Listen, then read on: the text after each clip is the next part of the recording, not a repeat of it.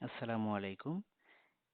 এই ভিডিওতে আমরা দেখব DFQT প্লাস সিস্টেমে কিভাবে প্রোডাকশন টিম একটি প্রোডাকশন সম্পূর্ণ করার পর সেই প্রোডাকশনের তথ্য এন্ট্রি দেবে। তো আমি একটা ডামি প্রডিউসার থেকে আমার ইউজার নেম এবং পাসওয়ার্ড দিয়ে লগ ইন করছি। আপনাদের সুবিধার জন্য আমি দেখিয়ে নিচ্ছি আমাদের যে ইউআরএলটা হবে সেটা হচ্ছে dfqt.mond.gov.bd। আমরা ঠিক এই অংশটি যখন এই যে উপরে টাইপ করব তখন আমাদের এই যে লগ ইন পেজটা শো করবে। তো আমি এখন হচ্ছে লগ ইন হয়ে গেছে। আমি একজন প্রোডাকশন টিমের মেম্বার। এখন আমি প্রোডাকশনের তথ্য এন্ট্রি দেব। প্রথমে আমি ট্রান্সফরমেশনে যাব। ট্রান্সফরমেশনে গিয়ে ইভেন্ট ডিটেলস, আমার প্রোডাকশন কমপ্লিট হয়েছে।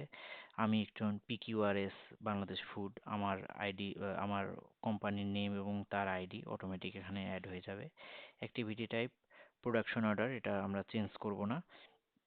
অ্যাক্টিভিটি নাম্বার এটা কি? এটা হচ্ছে আমাদের রিফাইনারিতে আমরা কোনো রেজিস্টার অথবা খাতা, কোনো সিস্টেমে কোনো যেই আইডিটা, ইউনিক আইডিটা ব্যবহার করি এবং সেটার মাধ্যমে পরবর্তীতে যখন আমরা এই সিস্টেমের তথ্য মিলাইতে যাব তখন যেন একটা মিল খুঁজে পাই, যেন ওই লিস্টগুলো খুঁজতে পারি, সেই জন্য আর কি একটা আইডি দেব। ধরলাম যে আমাদের সিরিয়াল নাম্বার, রেজিস্টারের সিরিয়াল নাম্বার আমরা 1 দিলাম, দিয়ে আমি নেক্সট করলাম। এবার হচ্ছে আউটপুট প্রোডাক্ট। আমার আউটপুট হচ্ছে রিফাইনারির হচ্ছে ফর্টিফাইড এডিবল অয়েল। তো আমি আউটপুট প্রোডাক্টের যে টাইপ, আমি হচ্ছে এডিবল অয়েল। এবার হচ্ছে ম্যানুফ্যাকচারার আইডি। ম্যানুফ্যাকচারার আইডি আমার আইডি অটোমেটিক সিস্টেম জানেই, নিয়েছে। এবার আমার হচ্ছে প্রোডাক্ট আইডি। আমার এই প্রোডাক্টের এটা কি সয়াবিন তেল, পাম অয়েল, কি কোন অয়েল, সেই সেই অয়েলকে যদি আমরা কোনো আইডি আকারে ডাকি অথবা ওই অয়েলের নেম আকারে ডাকি, তাহলে সেইটা আমরা দেব। ধরলাম যে পাম অয়েল আমি এখানে দিয়ে দিলাম, অথবা আমি একটা টেস্ট অয়েল আকারেই আপনাদেরকে শো করি, টেস্ট 02। এবার টেস্ট 02 অয়েল। এবার এই যে অয়েলের কোন ব্যাচটা, ব্যাচ নাম্বার যেটা প্রোডাকশন আমার, ধরে নিলাম আমি ব্যাচ নাম্বার দিলাম 989801। আমার ব্যাচ নাম্বার এটা, আপনারা যেটা ব্যাচ নাম্বার মেনটেন করেন সেটা দিবেন। এরপরে কি পরিমাণ প্রোডাকশন হয়েছে, ধরলাম আমি মেট্রিক টনে দিতে চাই, আমি এখানে 10 মেট্রিক টন প্রোডাকশন হয়েছে আমার। আমার ব্র্যান্ড কি, এই যে প্রোডাক্টটা, এই প্রোডাক্টের আমার কি ব্র্যান্ড। এখানে হচ্ছে ধরে নিলাম আমার ড্রপ ডাউনে আমার কিছুই আসছে না, তাহলে আমি একটা টেস্ট 03, টেস্ট 02 আমি ব্র্যান্ড দিয়ে দিলাম। এবার হচ্ছে প্রোডাক্ট ক্যাটাগরি, আমার ক্যাটাগরি আমার সয়াবিন তেল, পাম অয়েল, আমি এখান থেকে ক্যাটাগরি আমি সিলেক্ট করে দেব। আমার এটা হচ্ছে ধরে নিলাম সয়াবিন অয়েল। এরপরে হচ্ছে প্রোডাকশন ডেট, আমার কোন ডেটে প্রোডাকশন হয়েছে সেই ডেটটি আমি দেব। আজকের ডেট থাকে, পূর্বের যখন আমরা পূর্বের ডেট দেবেন এখান থেকে ক্যালেন্ডার থেকে পূর্বের একটি ডেট সিলেক্ট করে দেবেন যে ডেটে প্রোডাকশন হয়েছে। বেস্ট বিফোর ডেট, আপনারা বেস্ট বিফোর দেবেন। আমি 1 বছর করে দিচ্ছি, দিয়ে এই পেজের আমার তথ্য শেষ। আমি হচ্ছে এডিবল অয়েলের যে পরিমাণ, কোন এডিবল অয়েল, সেগুলো আমি তথ্য এখানে প্রদান করে আমি নেক্সট পেজে যাব। নেক্সট পেজে যেতেই আমাকে একটা মেসেজ দিচ্ছে যে এই যে ব্র্যান্ডের যে নেমটা দিয়েছি এটা একটা নতুন ব্র্যান্ড, আমি কি এটা এন্ট্রি করতে চাই কিনা, প্রসেস করতে চাই কিনা। আমি হ্যাঁ, আমি এটা আমাদের কোম্পানির একটা নতুন ব্র্যান্ড টেস্ট 2 প্রসেস করতে চাই, প্রথমত এটা ওকে দিয়ে দেবো। সেকেন্ড টাইম এটা আসবে না, সেকেন্ড টাইম আপনারা ড্রপ ডাউনে ওই টেস্ট 2 ব্র্যান্ডটা পেয়ে যাবেন। আচ্ছা, এই 3 নাম্বার আমরা এখন পেজে আছি, প্রোডাক্ট রিলেটেড ইনপুট। এই ইনপুটে আমাদের যেটা দিতে হবে যে প্রিমিক্স আমরা কিভাবে কতটুকু ব্যবহার করেছি সেই তথ্যটা। এখানে হচ্ছে প্রোডাক্ট টাইপ যেটা হবে, টাইপে ক্লিক করে আমার ওখানে মাইক্রোনিউট্রিয়েন্ট আমাকে সিলেক্ট করে দিতে হবে। এখানে যদি এডিবল অয়েল সিলেক্ট করি তাহলে ভুল হয়ে যাবে এবং এটা সমস্যা করবে। আমাকে মাইক্রোনিউট্রিয়েন্ট সিলেক্ট করতে হবে। মাইক্রোনিউট্রিয়েন্টের আমার ম্যানুফ্যাকচারার আইডি কি, সেই মাইক্রোনিউট্রিয়েন্ট ম্যানুফ্যাকচারার আইডি আমি ড্রপ ডাউন থেকে আমি আমার যে মাইক্রোনিউট্রিয়েন্ট আমি সেটা দিয়ে দেব। আমি বিএসএফ দিয়ে দিচ্ছি।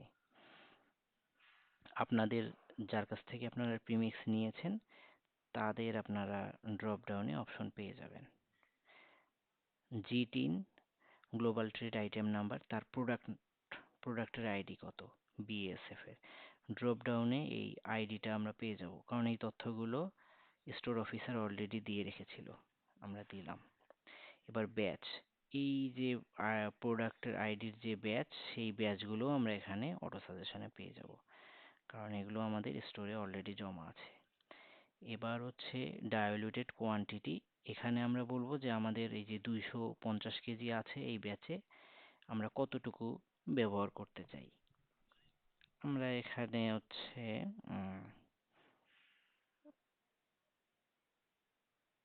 আমরা এখানে 1 কেজি ব্যবহার করতে চাই। এবং হচ্ছে ডাইলুশন ফ্যাক্টর, ডাইলুশন ফ্যাক্টর আমরা সবসময় 1 দেব, 1 দেব।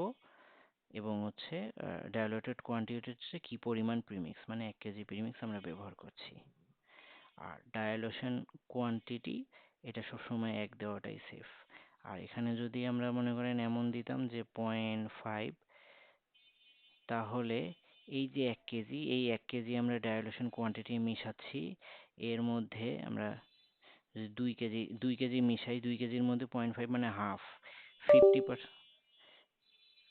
50% আমাদের হচ্ছে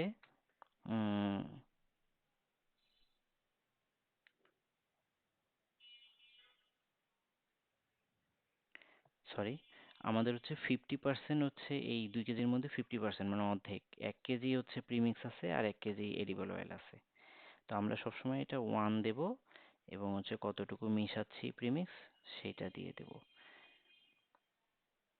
এবং আমি এই পেজে আমাদের এই শেষ, দিয়ে নেক্সট করব। আচ্ছা,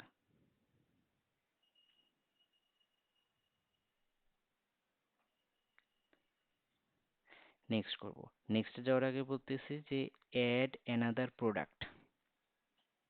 এই প্রোডাকশন 10 মেট্রিক টন প্রোডাকশন করতে আপনারা বিএসএফ এর একটা ব্যাচ থেকে 1 কেজি নিয়েছেন। অপর আরেকটি ব্যাচ থেকে যদি আরও কিছু প্রিমিক্স ব্যবহার করে থাকেন তাহলে অ্যাড অ্যানাদার প্রোডাক্টে ক্লিক করবেন এবং আপনারা এই ফর্মটি আবার পেয়ে যাবেন। তখন হচ্ছে দ্বিতীয় ব্যাচের থেকে আপনারা কতটুকু নিয়েছেন সেই সকল তথ্য সেমভাবে পূরণ করবেন। তাহলে 2টি ব্যাচ থেকে কিভাবে আসলে একটি প্রোডাকশন করা যায় সেটিও আমরা জানতে পারলাম অ্যাড অ্যানাদার প্রোডাক্ট সেক্ষেত্রে। আমরা সেটি আর করছি না, আমরা হচ্ছে নেক্সটে চলে যাব। নেক্সটে গেলে আমরা এখন সামারি পেজে আছি। সামারি পেজে আমাদেরকে শো করছে যে প্রথম থেকেই আমরা কি কি তথ্য দিয়েছি। আমরা হচ্ছে এই যে প্রোডাকশন অর্ডার সিরিয়াল 1 দিয়েছি, অন্য অন্য যেই সকল তথ্য আমরা দিয়েছি সকলগুলো এখানে দেখতে পাচ্ছি। দেখে আমরা হচ্ছে সবকিছু আমাদের ঠিক আছে, আমরা এইভাবে ব্যবহার করেছি। এবার আমরা হচ্ছে সাবমিট করে দেব।